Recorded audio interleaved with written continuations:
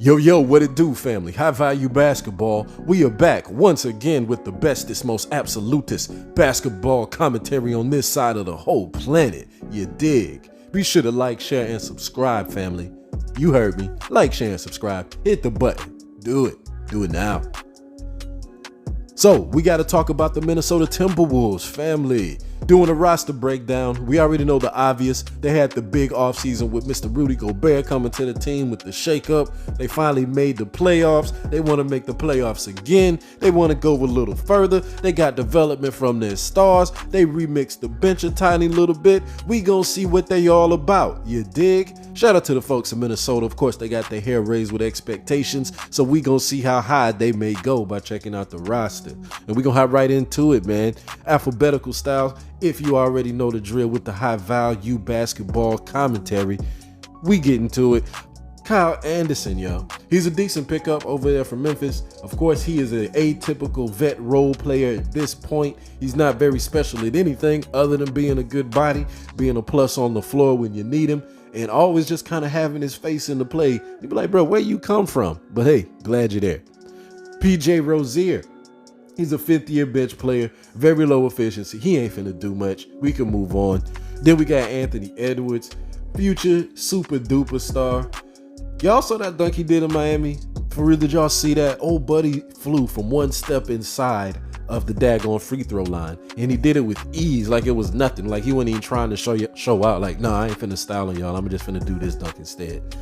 Bruh, we finna see some amazingness. But will we see it as much? Again, said it in my other video. Will the paint be too clogged and will he be able to shine? We gonna find out though, that's for sure. CJLB. He got a little time and run. He got a little run in Portland. Because of course there was no Dame there last year, but before that he really wasn't doing anything. He's a low efficiency guy. Probably won't do too much, but hey, we'll always see. Bryn Forbes. Super duper good pickup. He is a shooter. Primarily got his name made with the Spurs and over there in Denver. Didn't do too much in Denver, so that's probably why they went ahead and let him go, especially since they brought in KCP. But I can see him stretching the floor for this team. They gonna need it. They need somebody to get the ball into the hoop at the 3-point line, because he can do it at a 41% rate. Woo, buddy. Then we got Luca Garza, the other Luca. Yeah, we got two Lucas in the league now. So he's a center, gonna be a backup to Rudy, probably the third string. We're gonna see what he does, man. Shout out to Luca. Then of course, Mr. Rudy Gobert himself, Mr. Big Acquisition, Mr. Big Block, Mr. Big Defensive Impact, man.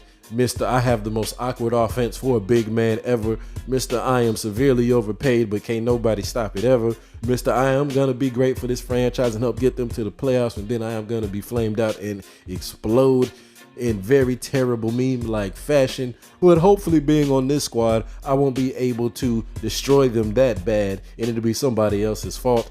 And yeah, Rudy Gobert. Then we have Nathan Knight. He's a good NBA player. He has potential. His PER was freaking ridiculous. 18.72 PER. So numbers-wise, he is definitely what you want. Like, he is going to continue to fill up the stat sheet in the secret kind of way. And like you say, people who know, they know. A dude like Mr. Dang, look at that. See, I say now you know. I don't even know this daggone name. Mr. Nathan Knight. He gonna continue to do the daggone thing, man. That is for sure. AJ Lawson. He is a drafty, new acquisition. Super quick, scary good guard. He can score. He's a score first guard. He's got great three. He could dunk strong, yo, crazy strong. He is undersized, so I could definitely see him being an off the bench kind of microwave scorer, being used, like a Isaiah Thomas was with Boston, but not for the primary offensive focus, but just when he's in the court, when he's in the game, he could definitely throw up a good 9 points in 5 minutes kind of thing, yo. I can see that for real, buddy, man, for sure. Then we have Jayden Noel. He's a former rising star, yo. Like, old buddy is going to continue to grow, man, for real. He's definitely a high flyer. He's looking to improve in his third year. He has somewhat of a down year percentage-wise shooting, but he continue, of course, the season. Hopefully he had a good offseason. We sure gonna see. Then we got Jordan Mclaughlin. He is their preeminent small guard. I think it's kind of funny, yo. They got him on the team, then they bring in AJ. Now they got two shifty small guards on the team. Do they need these tiny guards to help with the spacing since they're gonna be so tall in the front court? All jokes aside, of course, Jordan Mclaughlin, yo, he's like that JJ Barea mold of player. Of course, he's his own player, but he just reminds me so much of him. The way he just shows up on the court, the way he can just score over bigger players and stuff, the way he can finish. He's good with the hockey assist. Yeah, he's like a really good facilitator in court vision. And yeah, he's just a plus that, like, every time you turn around, it's him who then did something that made you spin around. You're like, God, dog it, him again? That's him. That's Jordan McLaughlin, for real. The Eric Pascal, of course, man. We all know him from his Wizards days. Is his Wizards fame over? We don't know. Hopefully he gets some more run, but I don't really think he's gonna be doing too much, to be honest, man. To be honest. Then we got Joshua Minois. I say Minois, but they say Minot. That's what I keep hearing. Minot. I'm like, yo, that's Minois. But hey, anyway, he's a rookie out of Memphis, super athletic. He's a wing. He's a great finisher. He can pass and facilitate. So I can see him getting some run time because he's actually got really good defensive instincts. Yo, he can get those off guard blocks, yo, those behind the back blocks. He might be a hidden gem and get him some time in the rotation. Like, that is for real. Like, that is super duper for real. So shout out to him. Let's see what he gets himself into. Then we have Wendell Moore Jr. He was a teammate over there in Duke with Banchero, with Paolo. He's an athletic guard. He's really great in transition. That's really his strength. But outside of being a really great transition scorer, he doesn't have too much to offer. So will he be able to transition? We sure gonna see, because they got enough guards on this team. He gonna get some practice time on the practice floor. Hopefully he can beat somebody out. That is for sure. Who else we got, man? This team is deep. This team is deep. Then we got Eric. We got Taurean Prince, Mr. Taurean Prince. He's already in super vet mode, yo. The dude is very good, super role player. Shot 37% from 3 last year. Do that more, bro. Do that some more. Nasir Reed, yo. I'm sorry, not Nasir. I'm so instinctively say that because of the rapper. I just love Nas. Nas Reed, man. This dude, he's an undersized center.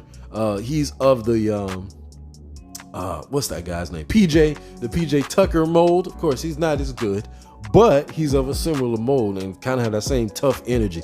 Dude, thunderous putback dunks. What else? Very, good defensive presence. Fairly good. Not that much, but fairly good defensive presence. He's, like I said, he's an undersized center. So even though he plays primarily like a big man, he can take another big man off the dribble, and he can shoot a 3. I feel like he's going to improve this year, being the second center behind Rudy Gobert, and he's going to be a nice change of pace for them because now he will actually have more of a way to fit in the rotation a little better behind Cat, I believe. Crazy enough.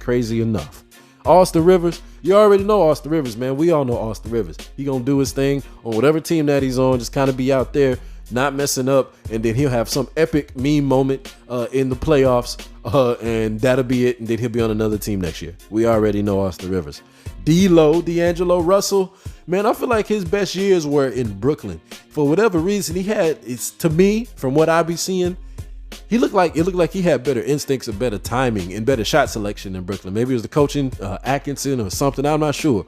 But since he's been in Minnesota, he's just been, not say out of control, but he hasn't been as disciplined. Definitely hasn't been as disciplined, and it is showed in the box score because he's been down a little bit. But hopefully he can get himself back together. He's all mature now with his little beard.